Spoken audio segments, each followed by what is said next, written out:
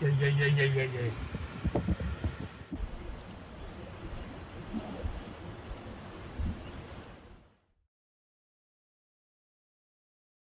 Jepang kembali diguncang gempa bumi berkekuatan magnitudo 5,9 pada Selasa 24 September 2024 pagi. 40 menit setelah gempa, tsunami juga menghantam sejumlah pulau di negara tersebut.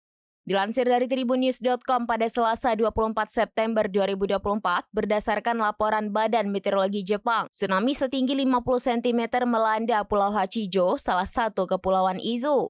Tsunami yang lebih kecil juga terdeteksi di 3 pulau lainnya, yakni Pulau Kazushima, Miyakejima, dan Izu Oshima. Sejauh ini tidak ada laporan korban jiwa akibat tsunami dan gempa bumi tersebut. Namun BMKG kembali mengeluarkan peringatan tsunami setinggi 1 meter di Pulau Izu dan Ogasawara, di mana Pulau Izu tercatat dihuni lebih dari 21.000 orang, sementara Kepulauan Ogasawara dihuni oleh 2.500 orang. Diketahui Jepang berada di cincin api Pasifik, yakni serangkaian patahan seismik di Samudra Pasifik. Jepang juga merupakan salah satu negara paling rawan gempa bumi dan tsunami di dunia.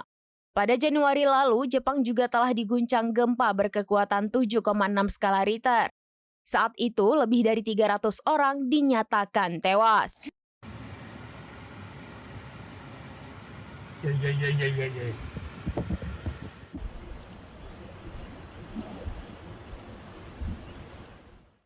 Download Tribun X sekarang, menghadirkan lokal menjadi Indonesia.